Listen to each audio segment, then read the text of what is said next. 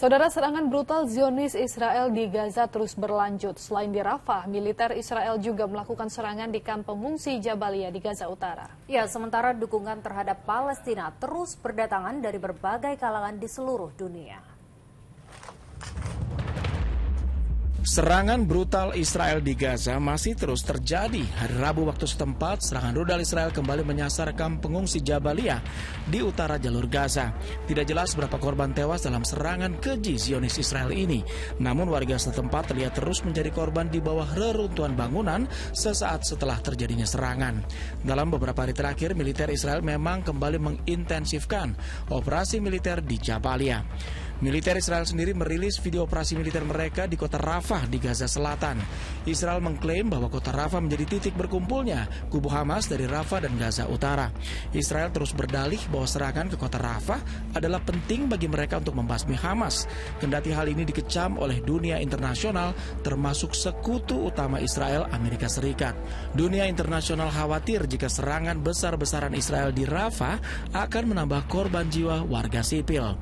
Namun Israel di bawah kepemimpinan Benjamin Netanyahu mengabaikan seruan dunia internasional. Selain di jalur Gaza, serangan militer Israel juga terjadi di tepi barat. Hari Kamis waktu setempat, ratusan warga Palestina di kota Tulkarem mengarak jenazah 3 warga Palestina yang tewas akibat serangan pasukan Israel. Kota Tulkarem memang menjadi titik konflik antara militer Israel dengan warga Palestina sejak perang antara Israel dengan Hamas pecah 7 Oktober lalu. Warga Palestina menilai militer Israel sangat tidak berperi kemanusiaan. Ketiga remaja yang tewas saat kejadian tengah bertemu di jalan dan duduk di sebuah kafe sebelum akhirnya ditembak mati oleh tentara Israel. Korban tewas di tepi barat sendiri kini telah mencapai lebih dari 500 orang sejak genosida Israel di Gaza dimulai 7 Oktober lalu.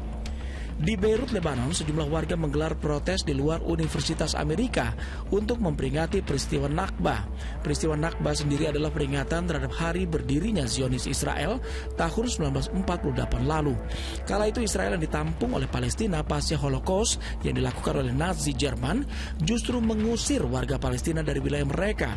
Nakba sendiri dalam bahasa Arab berarti bencana atau malapetaka.